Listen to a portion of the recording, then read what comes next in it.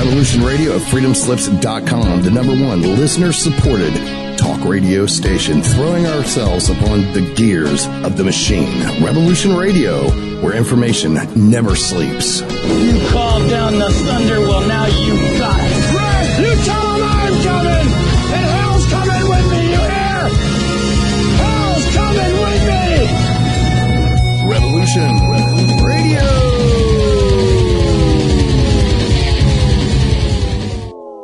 The opinions expressed on this radio station, its programs, and its website by the hosts, guests, and call-in listeners or chatters are solely the opinions of the original source who expressed them. They do not necessarily represent the opinions of Revolution Radio and freedomslips.com, its staff, or affiliates. You're listening to Revolution Radio, freedomslips.com, 100% listener-supported radio, and now we return you to your host.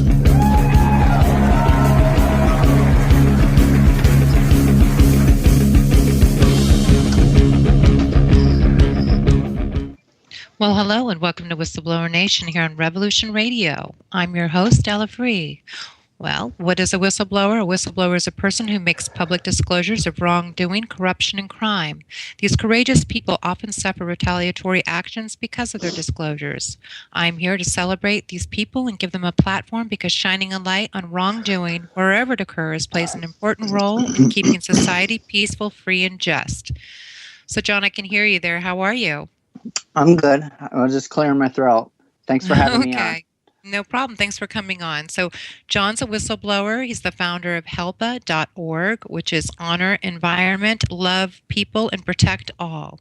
And John, I understand you're on a mission to expose corruption, cover-ups, and contamination worldwide. Your organizational site recently broke 5 million views. You're a father of 3, a Navy veteran, and used to be an oil supervisor, but now you might be the biggest oil whistleblower in the history, potentially. So that's quite some interesting facts there. So maybe you can tell me a little bit, how did you go from being the business of making money from oil to becoming a huge oil whistleblower? We'll start there. The largest oil spill in inland history happened in my hometown and my backyard. I was in Florida on vacation at the time. Just got done with a couple other pipelines, the Keystone One and pipeline in Ohio. And they said, get back quick. And I didn't understand what's going on. They said there's an emergency, there's an oil spill, though, and so got back as soon as I could. It took me about 19 hours to drive. I started work the next day, and it was crazy. It was just thousands of people everywhere, and the smell was horrible. It smelled like you were paving your road on all 4 sides of your house.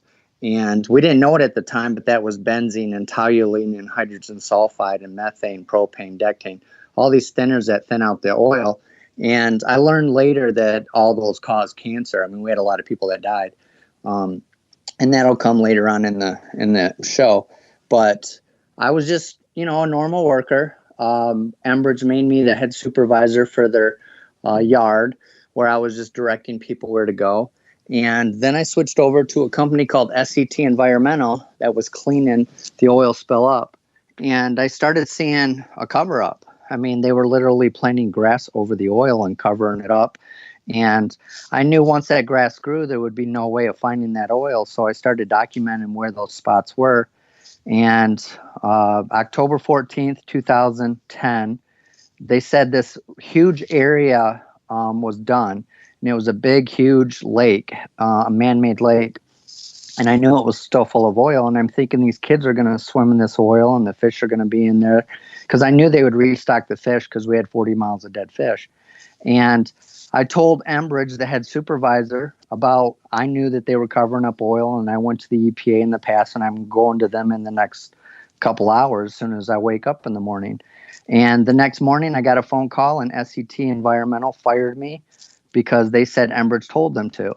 And so I got an attorney, and I started fighting the case, and I don't like being called a liar. So I proved that they were lying so much that they had to spend about $600 million to reclean up the river.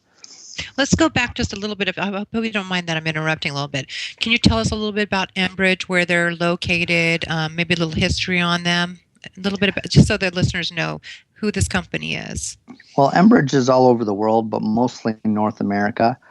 They're the largest pipeline company in America. They are originally from Canada. They're a Canadian-owned company, but they also have headquarters in different nations and countries because it gives them legal rights to the court of law to get permits and things like that. So my brother got me a job, and that's how I became a union worker. And I advanced pretty quickly because I was in the service, and I do what I'm told when I'm told, and I learn, as I do that. And people saw my leadership and put me in supervisor roles. Okay. If you want me to go on about Enbridge, they have the largest oil reserves up in Canada, where they're not really an oil company. They're the pipeline company that transfers it.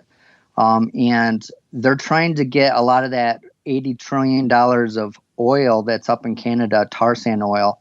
China bought a large portion of it. So they're trying to get that oil to a Texas refinery because it's too toxic to refine in Canada because of the environmental laws. So they separate the tar and the oil, which it's 82% more toxic than normal conventional oil before the thinners are put in it. And then once they get it to Texas, they refine it and export it to China and some of the other foreign countries. Okay, well, thanks. That's some interesting information on this company. And you were talking about it's the pipelines that they actually develop or work with. And as you know, we all know that the pipelines have been in the news quite a bit lately. So do you want to comment on what's going on with the pipeline situation up north now? Well, I was in Standing Rock for a while, and I kind of was asked to come out there to direct them on what to do and how to try to stop a pipeline from going under the Missouri. And the reason why is because I have a lot of investigative footage of cover-ups, and the reason why this is not normal oil is because it's in sand. It's really tarry, and they have to separate that sand and that oil, and they have to once they separate it, they have to get it to flow through that pipe. But the oil is very corrosive, and it still has little particles of sand in it, so it eats away at the inside of the pipe. So 50 years ago, an oil pipeline might have still leaked, but it didn't wear away as fast because it was more like a lubricant. And nowadays, it's more like sandpaper. And as a result of it eating away the inside of these pipes, they're busting at the seams all over the place because they've been processing these tar sand oil for about 20 to 30 years. And these pipes are now just falling apart at the welds. And the new pipes that they're putting in, they're using cheaper steel now than they used to, and they don't weld properly. And so they're only lasting 20, 25 years, even the brand new pipes. They'll still leak from time to time. And when I say a leak, I'm talking about thousands of gallons. Well, how do they know they're leaking? What checks and balances do they have? Do they run tests periodically? Is the government requiring tests on the pipelines? That's the scary thing. They have only did 700 tests they have like 400 to 500 pipelines, and they've only did I think it's 700 tests in the last 5 years.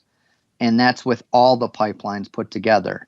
And so that means they're doing one test every 5 years on these pipelines, which is that's horrible. That's not even proper. But PHMSA and the government, they don't force these oil companies with the proper regulations because obviously the big oil pays for these lobbyists to get people to vote a certain way and write certain laws. And as a result, they don't even have to claim a spill that's 422 gallons or less. They don't even have to say it happened. And 90% of the time, they're 2,000 gallons, 3,000 gallons, and they will lie and say it was 400 just so they don't have to claim it. Right. 70% of the spills are never even claimed. And what about the employees who witness this? I mean, how are they controlled by the company? I don't understand if people obviously within the company are seeing this and seeing the spills and know there's cover-ups. I guess it's just you're going to lose your job if you start talking about it. How do they keep the employees quiet? Well, I mean, in my situation, you get fired, get Right. death threats, have attempts on your life, try to discredit you, call you a liar, try to arrest you for false things. I mean, I had to go to court and prove that I wasn't trespassing on an area that I had permission to be on just because I was videotaping them dig up this covered oil. And that I've already proved that it was there and they had to redig it up. And Enbridge never showed up to court. About 30 times they had the police come out and harass me, but the police started to catch on and understand what I was doing because I was under surveillance. The police officers were watching my videos, and they started learning, hey, this John Bolenbaugh's telling the truth. Hey, there's really oil there. The documents, it was already signed off, and so they started to catch on. And then the police started to support what I was doing. Well, obviously, because all you got to do is, go to wherever the designated site is and there'll be oil there. So that must not be very hard to prove. Well, yeah, but when you have 7 signatures, 3 from Enbridge, 3 from the EPA, and 1 from DEQ, Right. swearing that it's done, and there's grass that's already over the top of it, most Right. people aren't going to go dig holes. I dug thousands and thousands of holes looking for oil. I And see. people don't do that. I'm not a normal person. I guess that doing the right thing is so hard that nobody wants to do it. And back to the pipelines, they do not even know they're leaking if it's less than 1.5 loss of pressure. So they can leak, let's say, 1% every single day between each pump station, and they'll never even know it. And when you have 500,000 gallons a day going through that area or that pipeline, that means that they can leak 1,000 gallons a day or more, and nobody will ever know about it. How And is that so? I mean, I'm just curious. Go ahead. Because the sensors won't allow the Sensors. oil. Yeah, there's sensors in there, but it has to be more than 1.5% loss of pressure. I see. And so if it's not as high as what the regulations say, and it's only 1% leaking or 0.5% every day leaking, nobody knows about it. And it does happen every day. Right. And so hypothetically, if the company themselves were to do the right thing and shut down the pipe to take care of it, how much potentially could they be losing on a daily average? Well, they're not going to shut it down. They won't shut pipelines down until they bust. The reason why is they profit from oil spills. And it took me years to figure this all out. But in Michigan, they knew there was 92 cracks for 5 years. They kept getting permits to extend the work. And as a result, they just let it leak. When it busted, then they shut it off. But then the insurance company hires them to clean up their own mess. They own the cleanup companies. They own the cleanup materials. They raise the gas prices all over the Midwest or wherever the area is. And then they profit from that because they say there's a shortage of oil, even though it's not. And then they also buy all the local land because nobody wants to live in the area anymore. These rich people that own the oil companies actually have money invested in the pharmaceutical companies and the bottled water companies. So they profit off that because everybody's now drinking bottled water and everybody's getting sick from it. So for the next 50, 100 years, the kids and grandkids and their kids are all getting sick from this area, and now they're making money off that. And the biggest thing that I found out was that these oil companies do not want to fix the pipes because if they shut a pipeline down, they can lose between $8 and $10 million a day. And so why would you want to lose $500 million to fix a pipeline and not? And you might as well just wait for it to spill and get paid to do it. And I believe that's the philosophy that they have gained, and that's what they do. Wow, that's just unfathomable.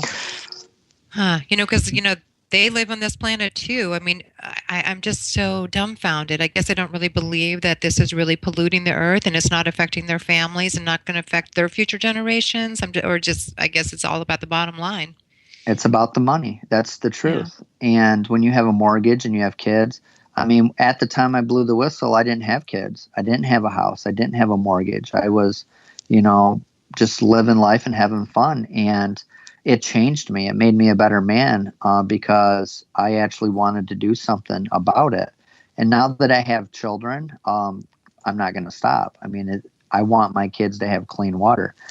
Every single waterway has been tested, every major waterway in the world, and they're all polluted. They all have chemicals in them. They all have pharmaceutical drugs in them because people throw them in the toilets. And it's a fact. You can find chemicals in all of our water now, almost all of it. And it's only going to get worse. Yeah, I know up in Michigan too, of course, I hear a lot of news about Michigan and the Northeast area. There's a lot going on as far as spills and pollutants and water that's not drinkable. And it's just a big, huge concern. And it doesn't seem like much is getting done to rectify the problem. Well, I just met with Erin Brockovich, and she was an idol of mine growing up, watching her movie. Mine too. Mm-hmm. Yeah, and so it was awesome just talking to her and trying to get the people in her community because they really respect me. And I tried to, talk to them about, hey, this is who you need to go with, because there's a lot of people that want to separate themselves and do things against Wolverine, the company that poisoned them, by themselves. And you can't do that with these multi-billion-dollar companies. My police chief in my area actually sued the oil company Enbridge, and he spent more money fighting them for his own personal property than he actually got in return. And he can't talk about it now that he's got a gag order. Of course. Thank God I have the videos before he got that gag order. But that's what they do. They get all these people to join these lawsuits, and they pick them off one by one, give them a few $1,000s, and they make them sign gag orders. And then when they get really sick, they can't sue, and nobody ever hears about it. And we're talking about millions of people. Yeah, that seems to be the case in many activism. A lot of times, work in other areas too of activism, and the same thing. You go to court, they pay people off, and they have gag orders. They can't talk about it. There's no precedent that can be set. So it's very, very frustrating. But I guess to get back to these oil companies, I'm still dumbfounded that they can get away with this. What about the EPA? I mean, now, of course, with Trump being, in office, it's, I guess there's a businessman who's in charge of the EPA, but what is their involvement? Why aren't they, what's going on with that? Why aren't they doing what they're supposed to be doing? Well, I believe that they become friends with these people. Right. So a lot of the EPA guys were in the Gulf during the Gulf oil spill. And then all of a sudden the Michigan oil spill happened. So you have a great deal of those EPA guys now come up to Michigan, but you also have the same cleanup guys come. And so they become friends. They go to the bars together, and then they start getting bought off. My brother was an environmental inspector, and he would say they would buy him steak dinners and pay for his drinks, and they just try to butter you up so someday maybe you'll just turn a blind eye. And I think that's kind of part of it, or they just don't do the job properly. Because Enbridge signed off on all these areas, and then the EPA came to look at it, and they never dug a hole. They never looked under the canvas or the grass to see if there was oil there. And they just took Enbridge's word for it, and then they would move on to the next area. And I also had an EPA guy in Michigan say, we don't want to be here for a Michigan winter. And so I believe that was part of it. Christmas was coming up. They were trying to say it was all clean in October and November of that year, right before Christmas. And I understand the logic of why it's happening, but it's wrong. And it's wrong. I know it's wrong. And they know it's wrong, but that money is, all they're thinking about. I want to go back a little bit because I jumped out. I wanted to ask you more questions about Erin Brockovich. So basically, what was her stance? Because we had a discussion yesterday, and we went into a little bit further detail about this. Do you want to share how the conversation went and what ideas she has and some of the plans? Well, she's suing a company called Wolverine here in northeast Michigan or West Michigan. The reason why is because for about 40 years, they've been putting these horrible toxic chemicals, which is the same chemicals that they had with the movie Erin Brockovich, Hinckley, the town. And those chemicals are literally, they've been poisoning these people for generations, or at least a generation or two. And so she finally decided, I'm going to do something about this. We have the documents. I actually met some guys that were told to shred documents. If anybody ever seen that movie and they found those documents that were supposed to be shredded from that worker, we got that smoking gun. And Wolverine probably doesn't know this yet, and they're probably now going to find out. But they got the documents that were supposed to be shredded, and the workers have came forward. And so I'm going to do interviews with them and interview the sick residents. But I told everybody at this meeting with 400 or 500 people, they need to join Aaron Brockovich, because you need 200 or 300 attorneys and big law firms to go against these multi-billion-dollar companies. Me doing what I've done by myself is really stupid. I mean, I've had 7 attempts on my life. My brakes have been caught twice, bolts taken on my wheels. I've been hit from behind with a big stick or something, knocked me on my ass. So they hired the big guys to come in. They probably hired some security company or people within their own organization to come after you. And when you say they tried to take your life, can you expound upon that a little bit so people know what you've had to deal with from coming forward? Well, they don't want to. What I've realized that I did it differently than everybody else because I made all my videos public. Most people go get an attorney and their attorney tells them to shut up, and that's how it goes. Me, I had Jeffrey Feiger, which is one of the biggest attorneys in Michigan, and I showed him my stuff, and he said, okay, we got a case. And he told me, he said, don't talk to nobody. And I said, wait a minute. I said, I'm going to tell you this one time. If you ever tell me to shut up again, you're fired. And his face turned bright red because he's got $200 or $300 million in his pocket. He's not used to a little poor farm boy telling him what to do. But the thing is, this wasn't about money for me. This was about getting a person that is in the public eye, that ran for governor, that was the attorney for Kevorkian, the assisted suicide guy. I wanted somebody in the public eye that could help get this information out. And so he said, just don't lie. He said, always tell the truth. And I have. I mean, go ahead. I also think by speaking out, you're putting yourself, I encourage all whistleblowers to start talking, talk, get out and talk about it. Because if something were to happen to you, John, everyone would suspect and kind of have an idea who did it, so it's kind of like when you become more public, you're kind of protecting yourself. And I did that. I honestly watched a video from the Gulf oil spill where there were 6 or 7 whistleblowers that were dead in the first 6 months to a year. And I'm like, if they're going to kill me, my footage is going to be out in the world. So I started making my videos public every single day without you did the right thing. I didn't edit anything. I put it out there. You can't call me a liar because I didn't edit it. And I would also use a newspaper to prove that it was at least that date or after.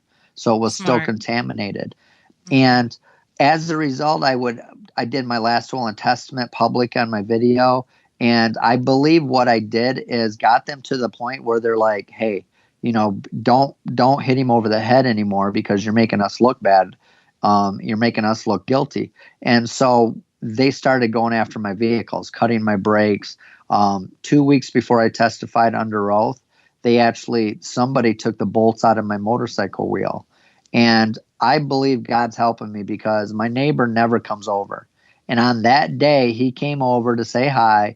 We are getting on a motorcycle to go for a ride, me and my wife. And he actually said, you can't ride that bike. The bolts are missing. And I looked down and I called the cops and they said somebody took these bolts out. And so, I was scared. And since I've testified under oath, I've had some more issues with my vehicles. But I think that me going public, like you said, was the smartest thing I ever done. Because why kill the guy now? Because his stuff's already public. All you're doing is helping him or helping the movement. And I don't think they want me to be a martyr now because it's only just going to amplify everything if I died tomorrow. Exactly. They're trying to make it look like an accident. Right. And then, but I have a little question. I want to go back a little again. I'm starting to kind of go back quite a bit because there's so much information that I'm curious about. When you first started working in the oil business, did you know how dirty they were and how they were just the reputation. Had you heard what you're going to deal with as far as the corruption behind oil? I had no clue. I didn't know You didn't know. anything. I didn't even know it when I saw it. I mean, I didn't realize until like it kind of hit me because of Aaron Brockovich. I'll be honest, that movie kind of opened my eyes enough to like pay attention. And when I Yes. started seeing canvas put over oil, I knew that animals are going to eat the grass, and it's modified grass that grows in oil. And they told us that.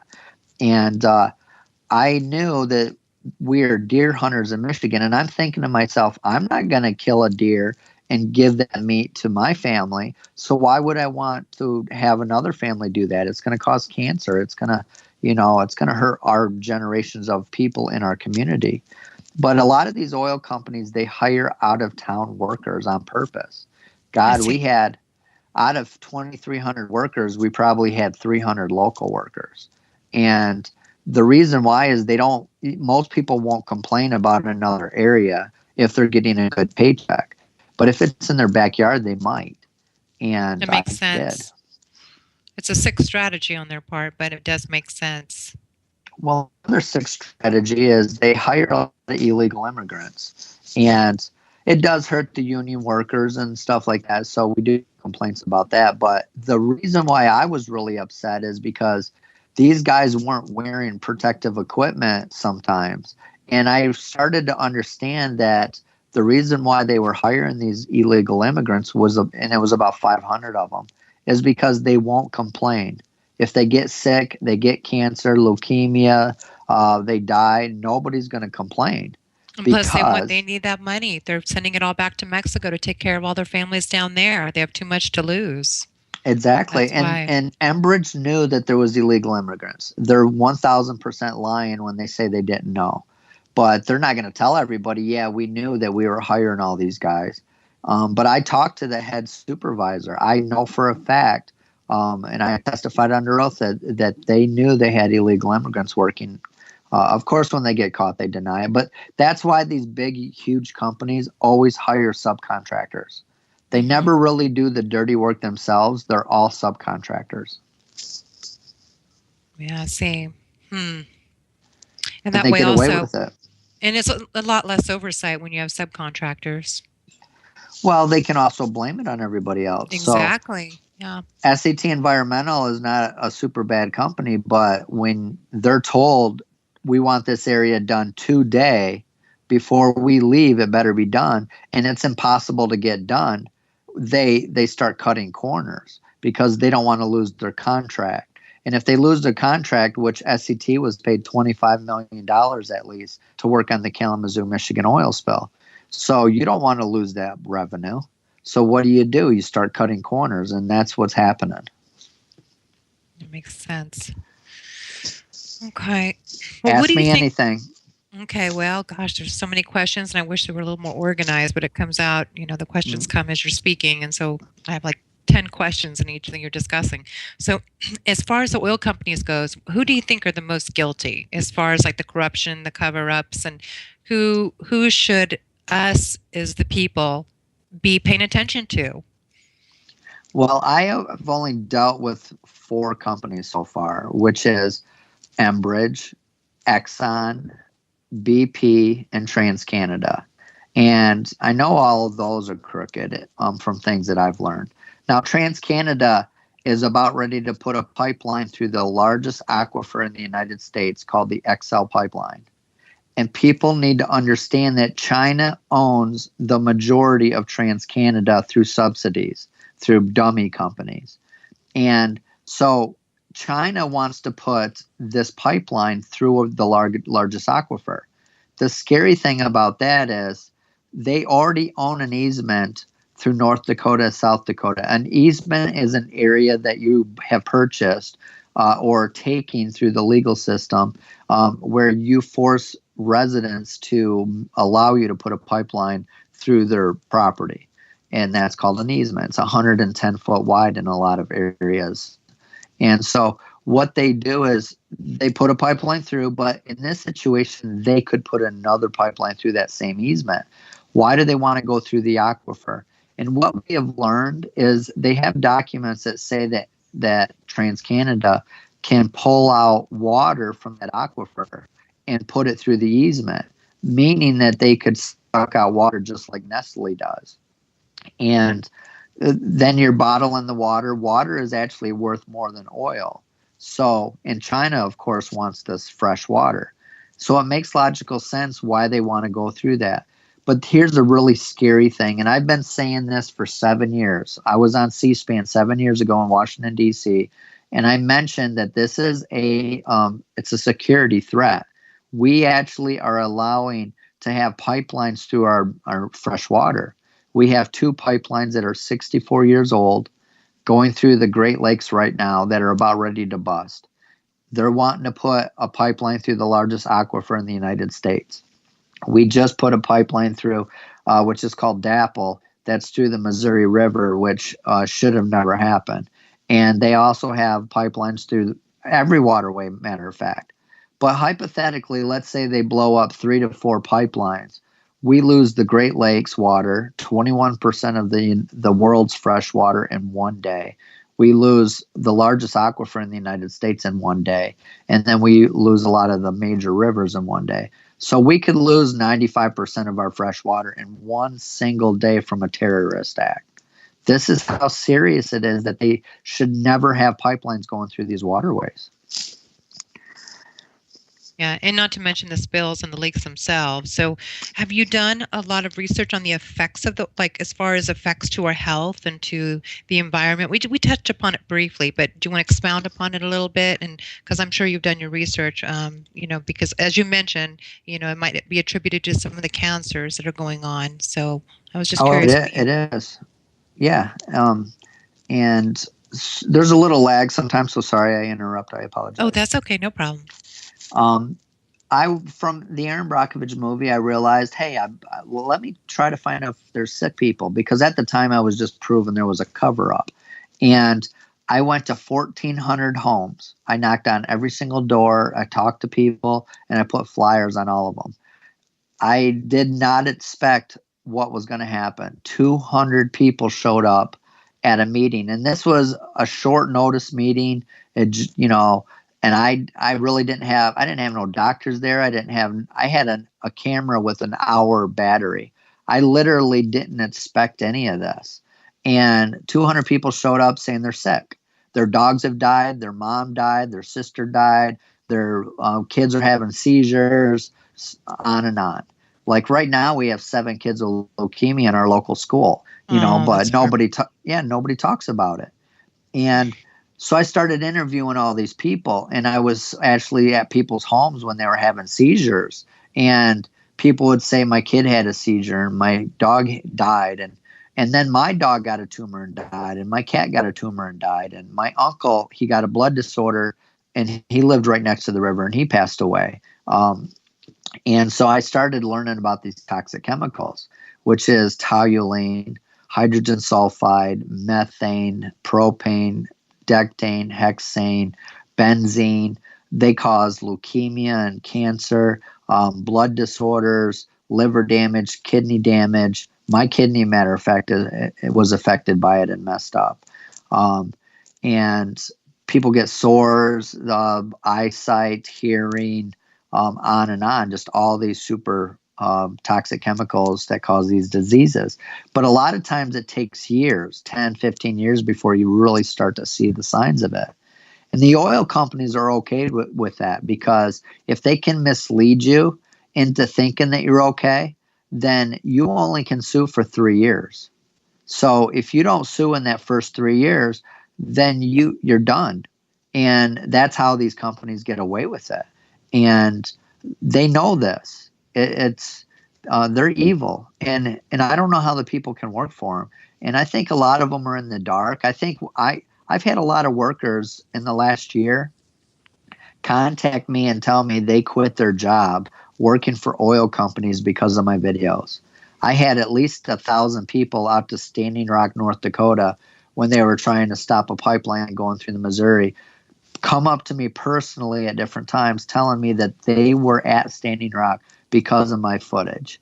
And a lot of people might not know who I am, but they've heard about leaking pipelines. They've heard about sick residents. They heard about leukemia. They've heard about dead fish. They've heard about a lot of this stuff. And I didn't start this, but I think a lot of what these people have been talking about at the dinner tables and in these environmental groups, a lot of it has been from my educational videos that I have produced, because you just can't call me a liar. It's not me saying it. It's hundreds of people saying it, and with documents and with video proof, and a lot of it I never even edit, to prove. Because, see, I know the oil companies will call me a liar, and they tried to. They tried to say, oh, we cleaned that area up already, and John Bolenbaugh's videos on YouTube were before the cleanup.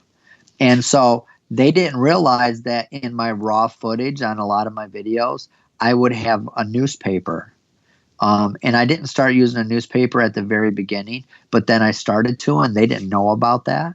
And they started getting caught because I could prove that footage was after, November of 2011, even though they said it was clean in 2010.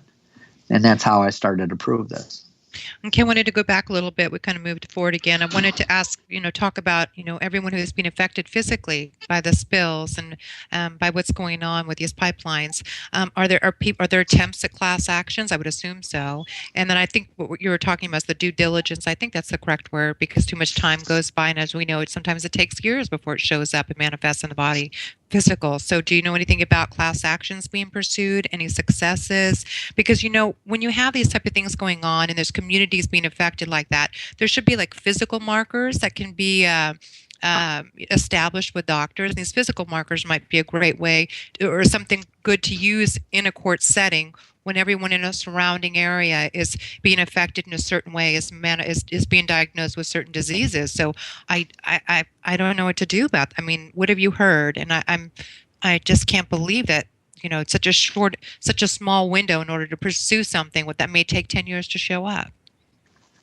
Well, the thing is, I've been trying to educate people to get blood tests when they do have an oil spill in their community, Yes. or they feel they were poisoned, because then you can reference off from that. The problem with the Kalamazoo, Michigan spill is they didn't have any of that education. We didn't know about any of this. I didn't even know when I worked for them. And so we were educated through a period, or at least I was, through a period of accidents, or during the wintertime, I could prove that it was oil because I could walk on this frozen ground and certain areas were really soft. And I realized because it was soft, oil won't freeze. And so I could legally prove that that was not normal mud and water and dirt. I could prove that it was contaminated. And because in the summertime, you can dig a hole and you can have a little bit of a smell, but a lot of it, you just can't prove it because it could be mud.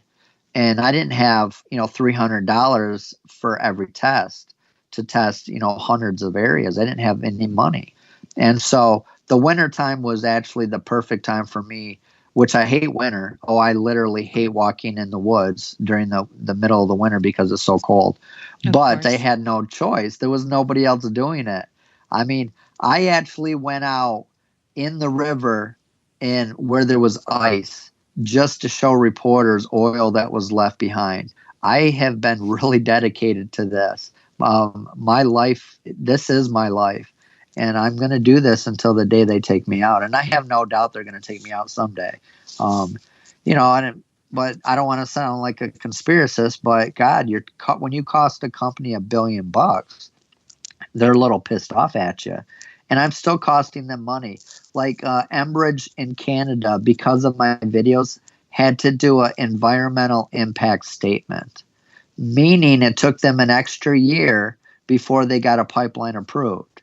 That means that they lost between $500 million and $1 billion in revenue from that one pipeline for that 1 year. So because of my videos and the education, and now tens of thousands of people are saying the same things that I have said, now it is actually costing them so much money because now they have to do these impact statements and it postpones their pipelines, and sometimes their permits are denied, and they have to, reapply and then get their permits approved later time. And those postponements cost them billions of dollars. Well, were you able to answer the one thing about the class actions? Do you know Oh, if I people apologize. in the community? No, that's okay. The class actions. The thing is, most of these companies will go to your doors and knock on them quick. Excuse me. And the reason why is because they want to buy you off really fast. I see. They don't want you a part of the class action lawsuit where you have 100 attorneys working on this. The problem with Michigan and the Kalamazoo River is the class action lawsuits they had were little law firms. They weren't very big, and they weren't together. There was a lot of different class action lawsuits that they started to pull in together. The problem is they weren't as powerful as Erin Brockovich and the law firms that she works with. And she was down in the Gulf, so she really didn't have the opportunity to come up here to Michigan. But we really just didn't have that opportunity to fight these, billion-dollar companies. A lot of us were one-on-one. We had some attorneys that actually we found out scammed a lot of the residents. We had, 600 residents with one guy, and 300 of them were dropped from his lawsuit, and he never told any of them. And by the time they found out, it was too late to appeal. And so they might be sick, but they can never get any money for it.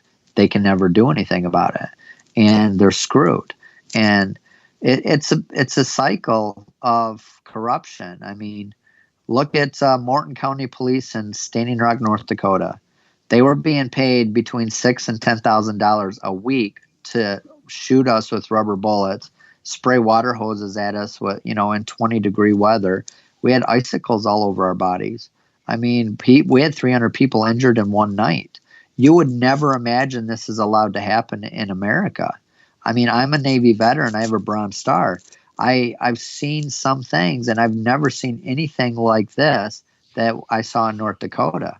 And of course, I was in the Navy, so I didn't have to see some of the really brutal stuff that the Marines and Army see. But it's just ridiculous that it even happened. I mean, I saw a girl's arm literally blown almost off. I saw a girl where her eye was shot with a rubber bullet, and she can no longer see out of the eye.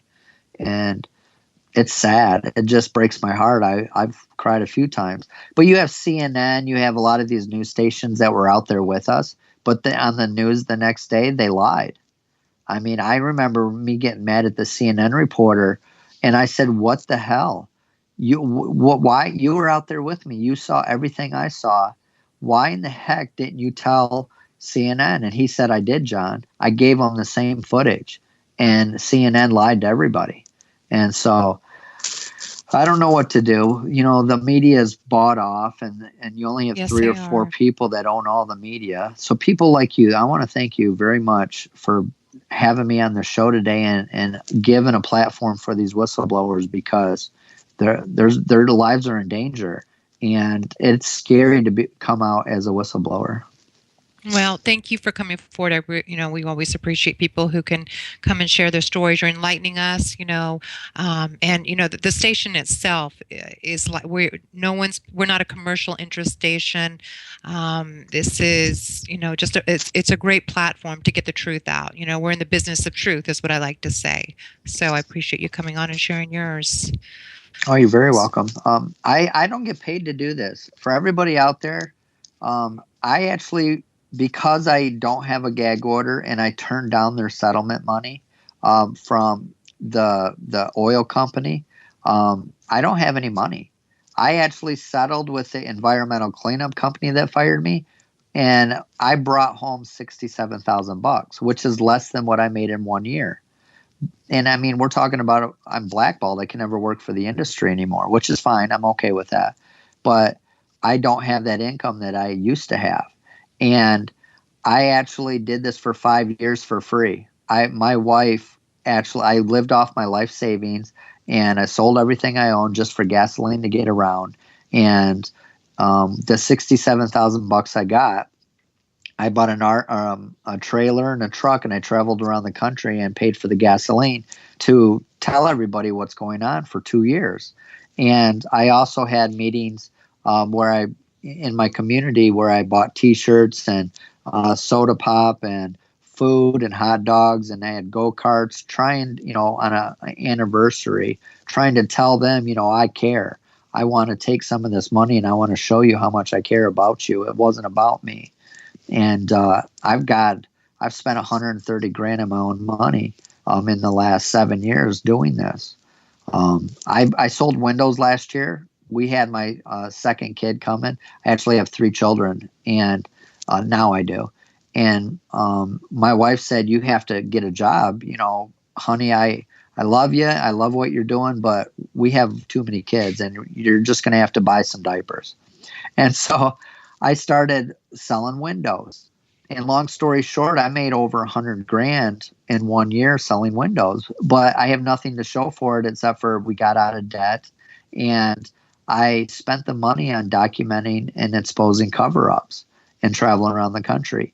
So then I went out to Standing Rock, and I stayed out there for 6 weeks, and I quit my job because of that. So in 2017, I have worked 100% for free. Well, if anyone's out there in your area, I think this man needs a job. I mean, what a good man that you are. And, these are sacrifices whistleblowers make. You have the platform, and I understand now's the time for you to go out and share your message and get people on board. And have you had any successes? Is there anything that's happening? We all know that in order for anything to happen, we have to educate, people. They have to understand what's going on before any action actually occurs. So is there anything you want to share with us when you've gone out and spoken to people and shared this valuable information and tried to educate people that's come about from your what you're doing? Well, I mean, I've talked to tens of thousands of people. I've did at least 200 radio shows. I've did 100 TV interviews. I'm trying as much as I can to get the word out. I've been to 25 states since Standing Rock, which was December of last year when I left. And during this time, I'm just trying to educate people. Well, I am actually meeting in January. This is my 4th time going to Hollywood and California to show my videos. But this time is different. Jane Fonda, Ed Begley Jr., John Quigley, Shailene Woodley, Robert Kennedy, David Avocado Wolf, Francis Fisher, all these amazing people are having me come out for a meeting because they want to support me and start a reality show where I actually travel around and document contaminated water and corruption. Monsanto, what they do. I mean, and it'll keep me safer and my family safer because we'll have cameras around us at all times. I mean, I literally have 12 cameras around my house right now. But to have actual people there keeps us safer. And so that's about ready to happen. I'm really excited. We got a couple books coming out in the next year about what happened. And it's slow. It's been 7 years. But the thing is, I have so much footage now and I have so much evidence and I have so much backing that it's the time. Right now is the time where people are starting to wake up. And Trump actually helped us. He hurt us in hundreds of ways, but he helped us in the point that we're getting off the couch and we're trying to do something about this. And that's what I love about this is this is really the beginning of a revolution where we're all coming together and we're starting to understand that this is real, and we have to do something or our kids aren't going to have a future. Definitely. So this is really exciting news, this TV project. I can't tell you, that just gave me chills when you told me about that, because for my daughters, my children all know that I what I see on TV just makes my stomach turn. Most mothers will agree to this. There's just, you have people like the Kardashians and things like that. And it's the complete opposite of what any mother would want their child to find valuable. So I've been saying, gosh, why don't they have shows where people are going out and doing activism? And I know all these wonderful people that do all these great things, and why aren't there shows about that? This is interesting. This is compelling. So it made me ecstatic to hear that something like this is finally going to happen. I'm ecstatic too. And hopefully I can get some funding, so this will be my job. There is money. There's money in TV, John. You might be able to make a little money. I'm hoping so, because the wife I want to make her happy, and I want to, I want my kids to go to college, and I have to pay for that. And I can go back to work and make $100,000 a year. I can do that. But I would rather make $50,000 a year, travel around the country, exposing what's going on, so I can protect my children in the future. What good is it to have college if God, can you imagine not going swimming? Can't go in the Great Lakes, can't go swimming, can't go at your local beach because it's polluted. And there's countries like that. We're very lucky to have as much fresh water as we have. There is countries out there where it is nothing. These kids are swimming and washing their clothes in pure filth. And I cry when I see that, because I'm really connected to water now. I don't know what it is. And another thing that I see 1111 all the time, and 333 and 444. And so what I've decided is I put a PayPal, which I never had a PayPal before the middle of 2016, but I do now. And if anybody wants to donate $11.11 a month as a subscription, it's really going to help me. I just started this, and I have about $200 a month coming in. But to be honest with you, I need about $10,000 a month, because I need to hire assistants, cameramen, editors, and gasoline, and the stuff that I need to travel around. And so, if anybody wants to help with that, I would love a donation. Please and thank you. And also, you can go to his website, helpa.org. That's HEL. P as in Paul, P as in Paul, A as in Apple.org. And you can go on to the site there and donate that way as well. But hopefully if you get a deal in Hollywood, that'll all be worked into the cost. So, you can actually do fairly well if you do something like that. And I hope it starts a trend. I really think there's so many things that need to be exposed. But as we all know, it's tough with media, because media is controlled by the money, and the money is usually involved with oil and everything else that's nefarious and kind of atrocious in my personal opinion. So it is tough. It's going to be a tough sell. And, but maybe there's some independent networks or Jane Fonda's amazing. This is right up her alley. I don't know if I believe she has production companies. Yeah, she does. She was married to Ted Turner. So I'm sure she has things in place that she can get. She has enough power to probably get something like that to happen. Yeah, Jesse Ventura. Yeah, I don't know what Jesse Ventura is doing lately. I've been in contact with his son, but not him. But there are, they need to take risks like that. If enough people demand and show interest in these type of shows, maybe there'll be some stations and networks that are willing to do it. But it is going to be, you just have to remember it's all about the money and who's paying their bills and who the sponsors for the TV shows are. And, and then, like, as you know, I'm repeating myself, the media is controlled. So, but, there's other ways to do this, though. Yeah, there is. I mean, if it came down to it and all these Hollywood people said, John, we want to do that, but we don't want to be the production company, I would actually, if I could get enough money to even get this started, where I could hire at least 2 people just to start following me around, and enough gas where we could just start on a monthly basis, go to 3 or 4 different areas. If I could just get started, I could literally make a reality show where I have a website, and every week we would have a new show. I could do it myself. I mean, I believe that this is going to happen with or without help. I will do it myself if I have to. And I mean, I pretty much already have done this. I just haven't had it in a reality type production type show. And so I've been watching some of these, Alaska type shows, and I was getting hooked on them, and you fall in love with the people, and you want to, when you hear about the lady getting sick, then you're like, oh, I want to help her. And so I'm thinking, well, you know what? Maybe I can be that. Maybe me and my family someday can be where they want to help us. As a result of helping me, I'm actually helping the whole world, because I'm trying to protect our water and expose what's going on. Yeah, since you gave me this, we have a break here. We have a station break, and we'll be back in just a couple of minutes. So hang tight, everyone. You're listening to Revolution Radio, freedomslips.com, 100% listener-supported radio, and now we return you to your host.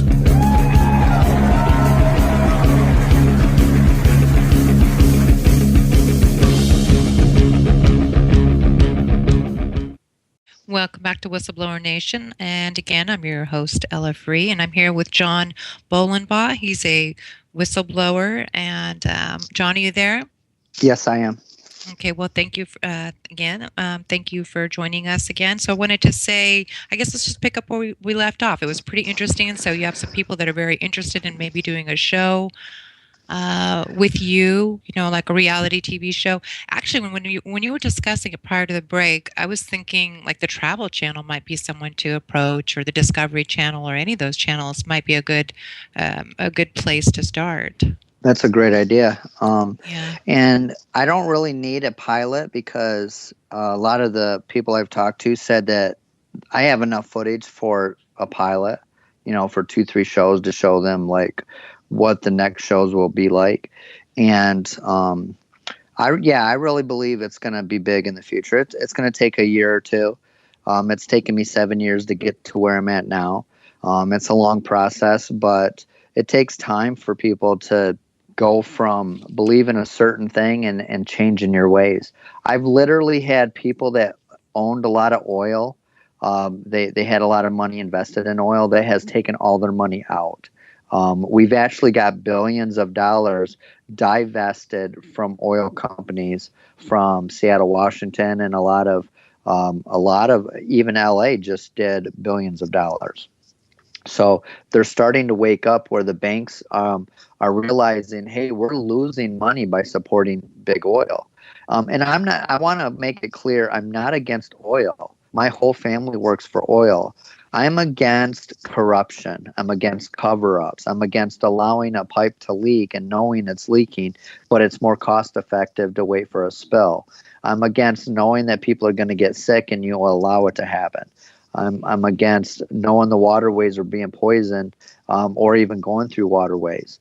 And I believe that tar sand oil is too toxic for what we should be using in the world. It's 82% more toxic than a conventional oil.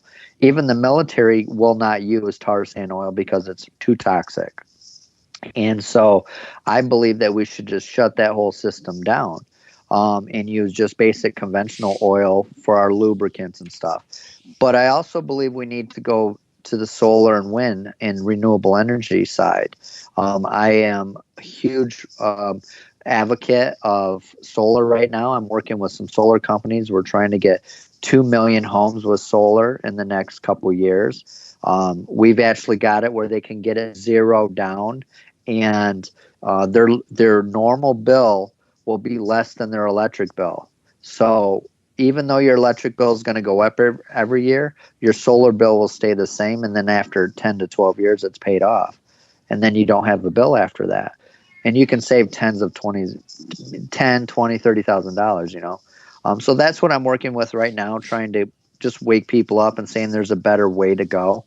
Another thing that we want to do is in 2018, we want to go to several colleges and give presentations.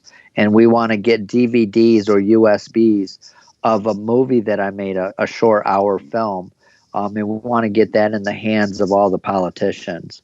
And I know most of them won't watch it, but we only need 10% of them to see this to understand really, my video is really powerful. I've had grown men cry. I hope you out there watch it. I hope so too. And where can people see that video? It's also on my website, thehelpa.org, but you might want to call it bigoilwhistleblower.com. A lot of people, that's just easier to remember. Big Oil Whistleblower. Okay. Yep. Definitely need to get out there. And when these type of things are trying to be disclosed, it's what I'm saying, sorry, I'm losing my words a little bit here. There needs to be like a re-education process, since most people just are ignorant. They don't know. So they do need to be educated or need to be re-educated in order to get up to date and informed about what's really going on with oil. Because I didn't know either when I was younger. I had no idea. And you just start researching. If you become like I was an environmentalist at one point, and I mean I still am, but that was my passion. That's where all my attention and focus was. And that's when I kind of ran across the oil information and all the corruption and what was going on with the spills and how toxic oil really is or can be potentially to the planet. So that's when I first realized it. Yeah, and so I've a lot of police officers have recently been. I made this unit. It's called the MATE. It's a mobile action theater for education. I spent about 15 grand to make it, and the union actually helped me make it. And so what it is it's a 75-inch TV behind bulletproof glass, all on wheels, so it's portable, and it's encased in heavy-duty metal. And so we can push it anywhere we want. And when there's actions in the future, the goal is that we take it somewhere and we have it in front of the police officers or union members, and we have them watch educational videos because they're going to stand there for 2-3 hours anyways. And it's battery operated, solar powered, so it can go anywhere. And I've already had it to several states, but I can't wait. And I'm really excited to take it to some of these actions like Standing Rock, where there's a barricade and then you have police on the other side. Because now I'm starting to get these police officers that are asking me to pose in front of it and get their pictures taken in front of it. I've actually been invited, which I already did it. About 6 months ago, I was asked to go to the state union meeting in Michigan to play my video. That's unheard of for a whistleblower that's doing all this to go to a union meeting. But at what they're learning, and they hunt, they fish, they have kids, they want clean water, but they don't want to lose their job. And so I've kind of turned this around and made it about jobs. We could actually have twice as many jobs if we fix the old cracked pipes than if we built new pipes. We don't need these new pipes. We need to just fix the bad ones that are already out there. And we need to minimize the oil. What I mean by that is 50% of our oil or fracking is export. I mean, literally, we don't use as much as they make us think. We're using about 50%. The rest What's of it fracking? I'm sorry to interrupt. What is fracking for people who are not familiar with that term? Fracking is natural gas. It still can be oil, but it's a process where it is deep underground and they have to extract it. It's not like oil where it just flows to the surface from pressure most of the time. This actually has to be released with chemicals. They will put chemicals in the ground that will break up the shale rock, and it eats the rock away basically. And then as a result, it releases this natural gas that they collect, and then they will sell it. The problem is it poisons all the water. We had one well in Michigan that used 23 million gallons of fresh water that can never be used again. People need to understand that it's fresh water that is gone. You can never use this water again. It's poison. It's pure poison. And we have thousands of wells just in Michigan. Oklahoma right now is so bad that they went from 300 earthquakes a year to 300 earthquakes a year. Literally, people do not want to live in Oklahoma anymore because it's getting so bad. And it's because they're lubricating these fault lines and they're ripping the rocks. I mean, they're dissolving the rocks basically with these chemicals, and it's affecting the faults, and they're starting to slip. And when they slip, obviously, they're causing these earthquakes. And Michigan's had 2 earthquakes in the last 2 years. We haven't had hundreds of years, and all of a sudden we have 2. It's because of fracking. That's interesting, because I know sometimes by removing too much water, you can create problems too. You can actually lose elevation. So, especially like if you're in low elevation by the ocean. So, I agree with all that. We're limited on our fresh water. I mean, it's not going to last forever, and we do need to do something about it. I mean, look at what's happening in California right now. We don't have very much water, and as a result, it's hard for us to even compete with these fires. Another thing is because everything gets so dry because of climate change. To not believe in climate change is just ridiculous. And just hypothetically, let's say I met with Trump someday, because I got some people that are trying to set a meeting up. Let's say I meet with him. He's going to say, well, I don't believe in climate change. And I'm going to say, well, do you believe putting a pipeline that leaks oil every single day through a waterway is smart? And he's going to say, well, it's jobs. And I'm going to say, well, you're going to have 50 permanent jobs for this pipeline for the next 100 years. Actually, it's not 50. It's probably only 5. But if you actually fix the old pipes, you're going to have 4,000 jobs, compared to that 5. And if I can get him to understand some logic and fixing some of these old pipes that have the conventional oil and not the super toxic tar sand oil, maybe we can make a difference. But he's so, God, I really thought he was going to make a difference, and he's did nothing but hurt our environment more. And he is trying to get rid of the EPA, which already sucks. I mean, if you get rid of them, how can you tell a company to police yourself? Do you really? I mean, nobody believes that an oil company is going to police itself to the point where they're protecting people. It's only protecting their pocketbooks. Yeah, it's really unfortunate. It's tough. I remember hearing that he didn't believe that there was an environmental issue, and it was sad news. But who knows? Enough people talk to him, maybe he'll, at least reconsider. And who knows? We can only hope. He is doing some things right. I try to stay a little unbiased. He's doing some good. I voted for the guy. I voted for him. I've had a lot of people that hate me because I voted for him. But I was not going to vote for Hillary. Hillary she's God. I don't even want to get into that. But I used to love Bill Clinton. And he gave, I was there and he congratulated me about my Bronze Star when I was in the service. I got to meet him in person. And I've just learned over the years when I started investigating what some of this corruption, how corrupt she was. And I know Donald Trump is corrupt too. And I know he's did some horrible things. But what I was hoping is he would shake things up. I wanted Bernie Sanders, but he wasn't a choice. And Trump he's challenging, some of the politicians and the press. There's some good things, you're right, but there's also a lot that I wish he would try to improve on.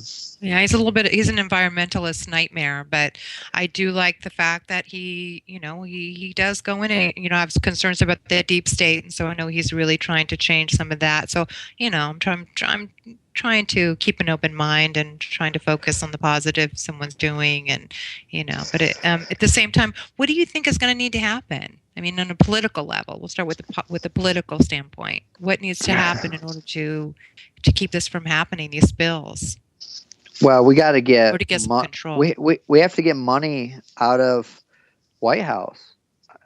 We shouldn't have politicians that get free dinners and given $100,000 for their campaigns. And people need to realize when they receive money for a campaign, then they can buy a limousine to drive them around, and they can pay somebody to do it. Why? Because it's part of, even though it's not their personal money, it is actually, it's for the organization. It's for their campaign. So they can have steak dinners. They can spend, $20,000 to have their friends over for a big dinner, and they can call it a meeting. They're allowed to have board meetings every year where they're allowed to go on vacations and call it a board meeting, and it pays for everybody. So yes, this money from these lobbyists and these oil companies and all Monsanto and vaccines and all this, that money is actually going in their pockets in a different way. Maybe it's not going in their bank account personally, but it is actually giving them an amazing lifestyle. And that's what they don't want to lose. They don't want to lose that lifestyle. Right now, there's a Republican that is trying to get the $173,000 a year job salary increase because he says it's too low. But people need to understand that 173 is for their personal family. They're also, everything else is paid for because it's claimed as part of their campaign. Their cars, that they're driving, and their chauffeur and bodyguards, all that is paid for by their campaign. So that's not really coming out of their pocket. Right. I don't know what to do. I don't know. I mean, it's hard to find a really good person nowadays that is powerful, that isn't already corrupt. Yeah, it is tough. But I think if you get the masses behind you, that's when we have a fighting chance. In anything like this, in any activism, when people are not aware of the seriousness of certain issues, the only thing that's going to propel us forward or create a change is through the education process, in my own opinion. So, but to go back, I wanted to touch upon something about alternative fuels. What are your thoughts on those? Well, magnets are really big now. They've actually, there's some devices out there that are self-powering, self-generating power with magnets. I am friends with a guy named Mark, and I'll just leave his last name out, but he's a billionaire and a wonderful guy. He went from getting rich to now he wants to help save the world. Just got married. He wants to have kids, and he wants a good life for his new kids and his older kids that he still has. And so the thing is, his money now is helping people. He actually bought an RV for me. He said, John, this is all I'm going to do. He said, you got to figure out gasoline and insurance and all the other, but I'm going to get you an RV. And the reason why is he's really a family man, and he wanted my wife and my kids to be able to travel with me sometimes when I go give speeches and stuff. And so I'm really honored to, and on the side of it, it's really cool. We put Big Oil Whistleblower on it and helpa.org, and a lot of people that are seeing this on the highway when I'm driving, hopefully they go to the website and see the videos. Okay. Yeah, that sounds like a good plan. And then what about us as individuals? We have listeners, we have people who will, see this on YouTube or listening to it live. What can they do as individuals to help with this cause? The biggest thing right now, honestly, there's two things. One is share my videos. I have 7 years of videos, and I have over 1,000 YouTube videos right now. Now I've compiled them into, most of them were unedited back in the day on purpose. And then now I've started to edit them, make them better. This film that 5 million people have seen on my website, that's the one that everybody needs to see. I mean, it's really, it's honest. It is not me really talking in it. It's other people, it's news organization. It's documents, it's sick residents, it's tumored animals, people just need to see that. They need to share it. The second thing is, honestly, if they could donate $11 a month. I'm not asking for a lot. I just need a little bit from a lot of people. There's enough listeners right now listening to your this show that if every single person donated $11 a month, I literally could piss off Big Oil so much that it would literally change pipeline history. I mean, because I could have a huge effect. I don't need a lot. I just need, the basics so I can do what I got to do. And I'm really good at doing what I do. You seem to be quite effective. And I know you kind of touched upon something, we're talking a little bit about, getting into character a little bit, that this whole process has changed you as an individual. So, and as you mentioned, it's made you a better man. Do you want to go into a little further detail and, tell us a little bit about what growth, as a person, as a human being, how you've grown and what you yourself have seen from being awake now in maybe other areas, other causes and interests that you have as well. I know you've touched upon some. So I got picked on as a kid, and I always really disliked bullies. And then I started wrestling in junior high and high school. And in junior high, I picked on a kid one day, and he karate chopped me in the throat. And it was the best thing that ever happened to me in my entire life at that time. And the reason why is because I've never bullied anybody again. I've never picked on anybody. I've defended myself, many times. But now Enbridge and these oil companies, they're bullies. Monsanto is a bully. And they're poisoning people and killing people. And I want to go after those bullies. I'm just a little guy. I'm a nobody. I'm a poor farm boy. But I have a lot of heart. I have a lot of courage. I'm not going to stop. I try to use my brain in these situations so I don't look like a crazy guy and I don't get arrested, hooked to machinery and stuff like that.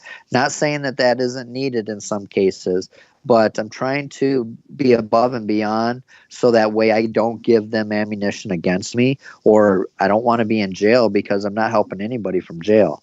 And so I try to do everything I can on the up and up. I have to be 10 times more honest than any other person because my friend the other day, she said, John, you chose a job where they're gonna call you a liar, because I have a couple of trolls that have been lying about me and stuff, and which we have that with everybody. Yes, but absolutely. I want to please everybody. That's what I'm trying to do. Is I want to help save the world, and I'm trying to do good. And I don't understand why these trolls are doing what they're doing, but obviously they're paid off. And so she said, John, you chose a job where you're going to be called a liar 10 times more than normal people. And I started thinking about that, and I'm like, you know what? I'm doing something. I'm making a difference. It's going to come. It's just the way it is. I'm just going to have to grow up and deal with it. So it's made me more patient. It's made me more humble. I try not to be arrogant.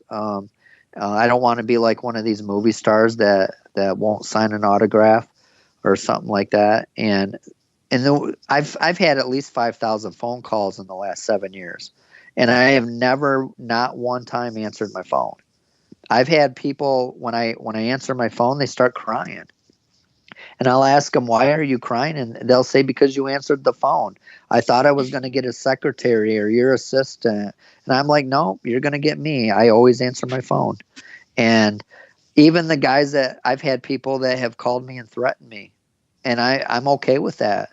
All I'm going to do is record it. I'm going to make it public on YouTube and Facebook, and it's going to help the cause. So go ahead and call me and threaten me. I mean, my phone number's on my website. It's public. Give me some more ammunition against big oil, please and thank you. And what about the people? I'm sorry, go ahead. No, I was just saying it's actually deterred people. I get less threats now than I used to because I just make them public, and it helps me. Go ahead. Yeah, I know a couple whistleblowers who do the same thing. They have a Facebook page for people like that. Some of them are paid agents, to do that and to scare you. And, some of them are just, people that are pro-oil for whatever various reasons. But, sometimes they're paid to do that, of course, as we all know. But what about people who come forward to maybe whistleblow to you or to disclose information? Have people called you and let you in on some information that maybe you didn't know prior? I'm glad you asked that.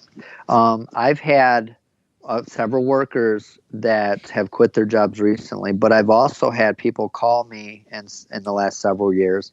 Once they realized I was the good guy, because the oil companies were telling them that I was this bad person, and once they realized I'm the honest one here, I'm the one trying to do good, they started changing.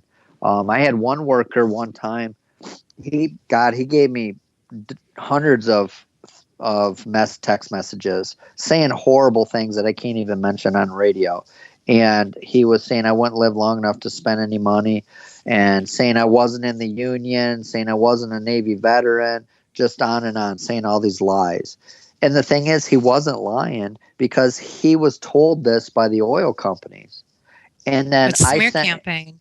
Just a simple smear campaign. It's very popular retaliation. Well, the EPA started this smear campaign here. The day that I actually got fired and I reported the cover-up, the EPA did a background check the next day. And we didn't find that out until we got our court documents later on and stuff. But the EPA was trying to shut me up because they can never admit that there was a cover-up in Kalamazoo, Michigan. And the reason why is because they have 3 supervisors that signed off on over 60 different sites that were contaminated full of oil. And if they do admit it, they're going to put about 15 different supervisors in prison for falsifying documents. And so they're never going to cut their own throat. And that's why the EPA has never talked to me about the cover-up. They've never asked me where are these areas that are buried and stuff like that, because they're part of the cover-up. And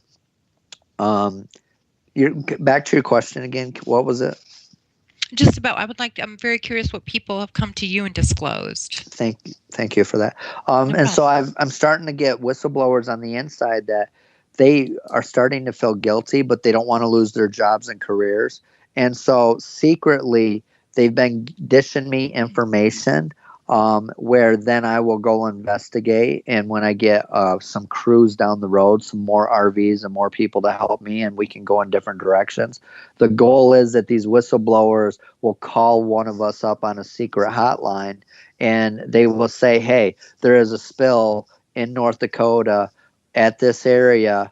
They're trying to keep it secret. And then what we'll do is we'll send, a crew out, or I'll go out myself, and we'll have a drone and we'll check it out to see if it's factual. And if it is, then we'll make sure that it's public. And so these whistleblowers I do have on the inside, and of course I can't ever say their names because they will get fired immediately. But I even have people in the military that are secret. I had one guy contact me once saying that he worked on a military base and there was a whole bunch of Scud missiles that came up missing, and the CIA actually came to his base and took them out, and then now they're saying that they're gone. And so we're worried in the future about one of these terrorist attacks that are actually from a government source. Yeah. I mean, I believe 100% that 9/11 was set up by our government. There's too much evidence. At this point in time, I think many people are on board with that, just because engineers have looked at it and many other people, and just the whole chain of events doesn't make sense, and time goes by and it's still not making sense. And then more questions come up. So most people I know that that care to give their opinion, believe that at this point it was a cover-up. And I do. I've had a little bit of, some people disagree with me in this situation, but Sandy Hook. I've actually investigated Sandy Hook a great deal. And from my investigation, from hundreds of other people that have investigated, Sandy Hook didn't happen. It's all fake. And obviously I wasn't there, and I don't know 100% the truth, but I do know that FBI documents say that nobody died on that day, that the head guy for the school system that was working for them was an ex-police officer, and he's actually came forward and said that the school was closed down when they did all this. And what I believe, in my opinion, is that they wanted to get gun control because Agenda 21, I mean, we're going off the subject, but the UN wants us to get rid of our guns. That is a 100% fact. And as a result, there's going to be a civil war because people do not want to get rid of their guns. And so the only way that they think that they can do it is if they cause these issues where then the politicians will vote a certain way and get rid of the guns. And that's what I believe Sandy Hook at that time was. I can't speak on other stuff, but that's just my opinion. Yeah, so basically what you're alluding to is that this man that was part of the military disclosed to you that the CIA came in, and the CIA does these type of things, and he witnessed something like that. Yes. And I mean, it's public. I mean, there's a lot of YouTube videos where there's ex-CIA, ex-FBI, ex-government NSA coming forward and saying, listen, all these are made up. I mean, Boston bombing, God, I hope I'm wrong about this, but why in the heck would the FBI be talking to teenage kids for years, and then all of a sudden now they're part of this bombing? It just makes you wonder if it's set up, if they had something to do with it, if they talked them into it. Did they give those kids those bombs to use, And then you think, well, why would they want to hurt people? Because I don't want to believe that. I don't want to believe 9/11, 3,000 people died for no reason. But then if you really think about it, it's because of oil. They wanted to go to Iraq. They wanted to get control of that oil, which they did. And it's huge money. And it's a war machine. When you have rich people, the 1% that are building these 10, $40 billion jets and up, and these $2 billion aircraft carriers. I mean, I used to drive an aircraft carrier when I was in the Navy. And the thing is, you wouldn't have all of that military equipment needed if you didn't blow some of it up, if you didn't have a war. I mean, and so I believe they create some of this stuff. Not all of it, but some not of all, it. not as much as people may think, but who knows? We're just speculating. But I do agree on some of those points that some of that is manufactured or leading us to believe one thing while it's really another. It's some kind of government angle. What about some of these? But the oil spills? Do you think I understand they try to cover them up, but do you think they intentionally have oil spills? Well, of course they're intentional when you don't fix a pipe that you know is cracked. I mean, if I know that my car engine block is cracked and it's leaking oil, I know if I don't fix it, it's going to die. But in their situation, the insurance company builds them a new pipe and pays for it and pays for them to clean it up. And then they make money from the cleanup companies and the cleanup materials that they've invested in. And when people get sick, then the pharmaceutical and the water companies. It's a huge cycle. And so, yes, of course, they know that they're going to profit by not fixing these pipes. It's just common sense once you put the puzzle pieces together. Yeah, definitely. So since we're kind of discussing whistleblowers and you were telling me some of the people that have come to you and shared information, do you have any personal whistleblowers that are your favorite? Anybody you admire or anybody that you thought of besides Aaron Brockovich when you did what you did? I mean, I like Snowden a lot. Yeah, me too. Martin Luther King is, I've always loved him. He's not a perfect man, but man, he knew he was going to be murdered. I mean, everybody knew that was going to happen sooner or later.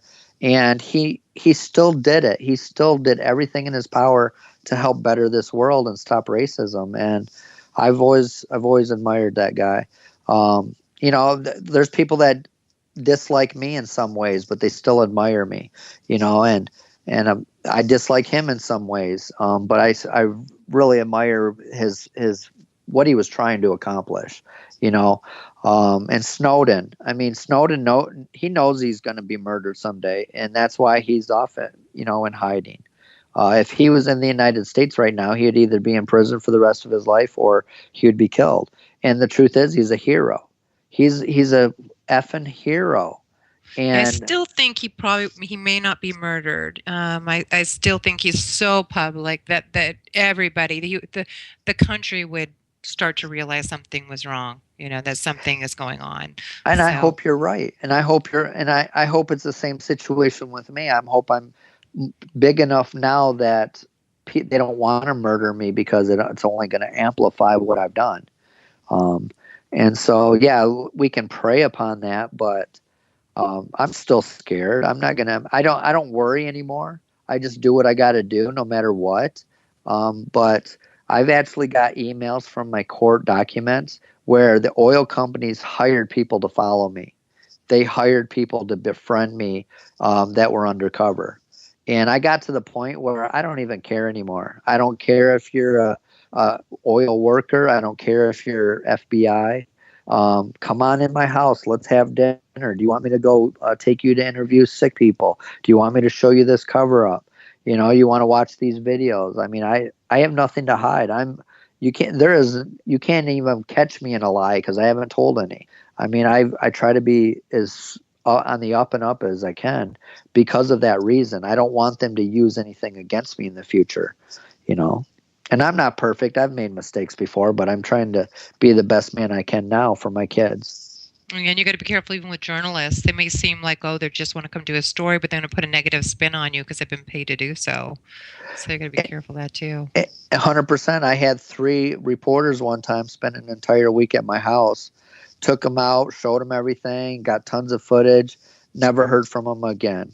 Come to find out, they work for oil companies, and they tricked me. They were all young, said they were college students, saying they were a journalist.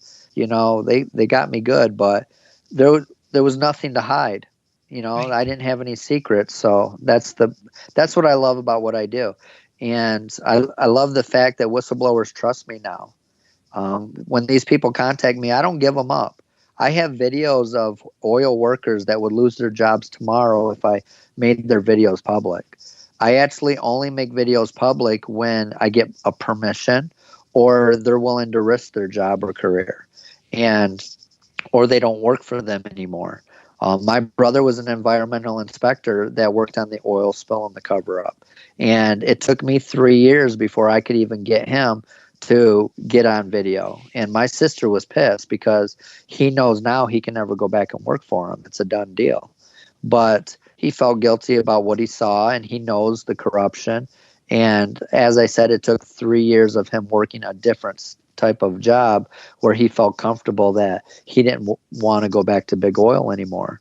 That was I went to my sister's wedding. If we want to get into family, Sure. I'm not having Christmas dinner with my family. I have Christmas dinner with my mom, and the rest of the family has Christmas dinner at a different house because they're all working for big oil and they can't have connections with me because they don't want to lose their jobs. And so, and they don't like the fact that I am, making them look bad by telling the truth about what's going on. My brother-in-law told me about a cover up in North Dakota, 6 football fields big, 6 foot deep. And he's never been able to, he won't tell me the location because he knows that when I go find it, it's going to cost him his career. And so, it's basically like the Civil War a little bit, in a way. And so I went down to a wedding. My sister got married in Florida recently, and my nephew used to work for oil companies 3 years ago. And he said he was starting to tell me some stuff. So I said, hey, let's go in the back room. Let's not bother anybody. I videotaped him for 5 minutes. He told me about the cover up. He told me about how they never fix these pipes. They just weld the piece over the top of it, and they say they fix it when they don't really fix it, and they still leak. But they can write it down that they fixed it even though they didn't. And he told me this stuff, and I made that video public after the wedding. And it has caused so much commotion. I mean, it's just the way it is. I'm going to tell the truth, and I don't know what else to do. I don't know how not to tell the truth. I mean, this is way too important. This is way bigger than me. Yeah, well, sometimes whistleblowers, we lose our friends and our family, but you gain a new set of friends and family. There's great community when you kind of enter the whistleblower community. There are activists and environmentalists, whatever it may be. You definitely meet other people, and then eventually the other ones come around. Your other friends or the friends you had prior to whatever it is that have disclosed or whatever issues you're dealing with because of disclosures, they eventually come back around because John, that you're doing the right thing, and eventually they'll realize that too. And they're in a tough spot, as you mentioned. So, but as time goes on and things are disclosed and more of this is out in the open, or there's some kind of solution, or they were able to resolve some of the leaking and some of this stuff gets addressed, then there'll be coming back to a unification again with your original family and friends. It seems to work out that way. And I'm hoping so. I mean, I'm a huge family man, and to not have the opportunity to spend those quality times together really hurts. But you're right. Sure. I do know I'm doing the right thing, and I chose this. I could have kept my $100,000 a year oil job and kept my mouth shut. I mean, I literally, because of what I've done, I spent 130 grand of my own money to do this in the last 7 years. I've spent about 11,000 hours of my free time doing this without pay, and I lost $700,000 from my regular job that I would have made even though I'm working the same amount of hours. So I've pretty much lost about $900,000 because I've blown the whistle. So yeah, hopefully things work out in the future where I get some payback.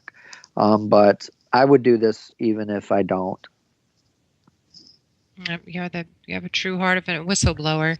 So, John, why don't you tell us what 2018 looks like for you? What do you have planned? And I understand that you're going to be, you've mentioned some of the things you have planned in the future, but I'd like to hear what your official plan for 2018 looks like. Well, January, we're going to go to California and have these meetings. I'm supposed to go to Sundance on the 18th. Robert Redford wants me out there. So hopefully that works out. I really don't know how I'm going to get out there. I'll be honest with people. I'm 3 months behind in rent. About ready to get evicted. I'm trying to sell my my personal vehicle just so I can pay this stuff, and I'm okay. Everything's going to work out. God has always blessed me. He makes sure that we have diapers and milk, and everything's worked out. And so the goal is to on the 28th of January, I'm going to meet with these Hollywood people. And hopefully at that time, we will get some funding.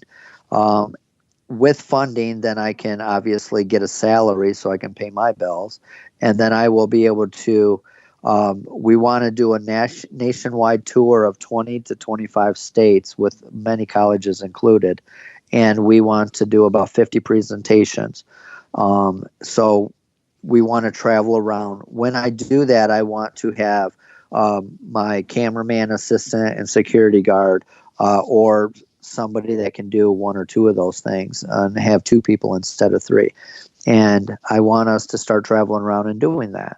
I want to document it. Then I also want to be able to have somebody that can gather information. So, like, let's say I do a weekly reality show about Monsanto. I want to be able to have some facts. I want to have an attorney that can help me make sure that I'm protecting the organization so that way we're always honest and we don't get frivolous lawsuits from these big, powerful companies, which this is another thing I love. I can go into an oil meeting with oil executives and city council members where they're trying to get permits to put a pipeline through. And because of who I am and the information I have, I can literally tell the truth that they have murdered people and that they have covered up oil and they're lying to everybody. And I'll never get sued for defamation of character because they literally do not want me in court. They're trying everything they can to keep me out of court. And that is very powerful. All the listeners out there right now listening, if you said what I said to an oil company, you would lose your house and your car. And forget about college tuition for your kids. I can say the same thing and they will run from me because they know I have too much power and information against them. And so please help me use that. If you can donate that $11 a month, you're helping me use my ability to go after these guys in a more efficient, professional way. And then I'm also, so I want to do the reality show. I want to make sure that we get DVDs to all the politicians and city council members that are involved in pipelines or the environment. If you guys can write this number down, this date, November 9th, November 10th, and November 11th, in LA, somewhere around Southern California, we're going to have a convention. And it's going to be a whistleblower convention. And we're trying to get 15 of the top 25 whistleblowers in the world that are still alive. And we want to give them an hour in a 2-day period. We want to give as many as we can, 15, 16 of them, an hour each day to tell their story. And we believe it's going to be national news, world news. We believe that it's going to be one of the biggest whistleblower conventions in history. That's my goal. That's what I have decided to do, and I want to try to do that. And then on 11/11, we are having a fundraiser for 2019 with a concert and stuff, trying to make some money so that way we can accomplish our goals in the next year. Those are the basic goals. I want to have some free time with my family once in a while too. I have, having a 4-year-old, a 3-year-old, and a 2-year-old, all little girls. I want to make sure that I spend time with them and see them grow up. That's really important to me. Are you there? Kids, yes, kids grow up so quickly. I'm always muting and unmuting so you don't hear my kids. But yeah, kids are very important, and they grow up so quick. As I was saying, you just got to get them. You got to spend that quality time as well. But you're being such a great role model for them. Look what they're seeing you do. This is probably the best time for you as a father, even though it can be difficult from what I understand with the finances and sometimes the family. But they get to see you do the right thing and make noble choices. And imagine, what a great influence you're going to be on them. They're going to grow up and probably do very similar things and be interested in the things that you're interested in. So, yes. I hope so. I'm giving everything I got for this. I want to give them a good life, and it's not about financial. I am okay with. I used to watch Little House on the Prairie as a kid, and a lot of the younger people might not know what that show is, but I remember for Christmas when she would get a candy cane and a piece of licorice and a penny, and she was super happy, Laura. And I remember those days, where people were just happy. They loved each other. They cared about each other. They wanted to help their neighbor, build a barn. And I wish things would be like that again. I really want that. And I hope I can instill that on my kids. I hope I can make them proud of me. Yeah. We do need to I believe we just need a simpler world. This world's just gotten so complicated and convoluted, and now so few entities control everything. So we need to dismantle some of that power. It's just so corrupt and so hard to deal when you're dealing with such mass amounts of money in these powerful organizations and individuals. So, but each person has a voice, and what we do together collectively makes a difference. And so, if we're all shouting, someone's got to listen. And I just really feel that as individuals, we're empowered. And so I feel like that if there's something wrong, we do need to speak up. And I feel like it's our right, it's our duty as a citizen to speak out against crimes like this. These are crimes that you're discussing. This isn't just something that might be immoral. These are terrible crimes going on against the planet. Their laws are being broken, and as you know, so I understand why you're doing what you do. Well, so if this reality show works out, and I believe it's going to, I do believe in the future you're going to have, like Elon Musk, donate electric semi or electric RV to my organization, because what perfect way to get around the country with a vehicle that doesn't use any oil. And I believe that's going to happen down the road. The problem is a lot of people don't know who I am. I'm really a nobody in the whole world. I'm just a little tiny ant, but I really think that things are going to change. People will know who I am more. They will trust me, believe in me, respect me, and I believe it's going to snowball. And when it does snowball, I believe that it's going to really piss a lot of important, when I say important, I mean rich, people off in the world. And hopefully, I am big enough at that time that I'm protected. That's what my thought process is. I want to be kind of like Alex Jones, but 10 times better, and I don't want to say some of the kooky things he says. Which you want to be a rational version. You just want to speak the truth. Yes, I just want to speak the truth, but I want a show like his where it's not the mainstream media. That's the basic thing I'm trying to point to. Yeah, until mainstream media doesn't have so much control, at least. Well, I Because mean, mainstream media can only share so much. It's not that sometimes the journalists themselves and the hosts and the anchor, the broadcasters, it's not that they're dishonest. It's that they're not allowed to tell the whole story because they have people to answer to that control what right. they do in the stories they spin. Right, and no one's ever going to control me. I'm very confident that I'll never be bought off. I mean, Big Oil tried to pay me off and offered me a settlement, amount, and I refused it. And I'm not going to sign a gag order. I'm not shutting up. I'm not going to throw my videos away. It's not happening. I don't care I don't care if I get tortured. I'm not going to. I believe in heaven, and I believe we're going to go to heaven, and I believe after we die, life's going to be better. And so I'm okay with dying. I've been okay with dying for a long time. I'm just worried about my children, about them not seeing their father grow up. That does bother me. But I just don't know how to turn back now after I've been woken up. Yeah. You're on this path. You just got to keep walking it. You don't have a lot of options at that point. I do not. The police chief in my local area told me, and I tape recorded it, and it's part of my film. He specifically said that, John, you're the Alamo going against the Mexican army. I hope it doesn't turn out the same way. And he said, you can't quit what you're doing, because if you quit it, they're going to come get you. Because if you're not in the public eye, it's not a big deal for you not to be around anymore. He said, so you need to be as public as possible.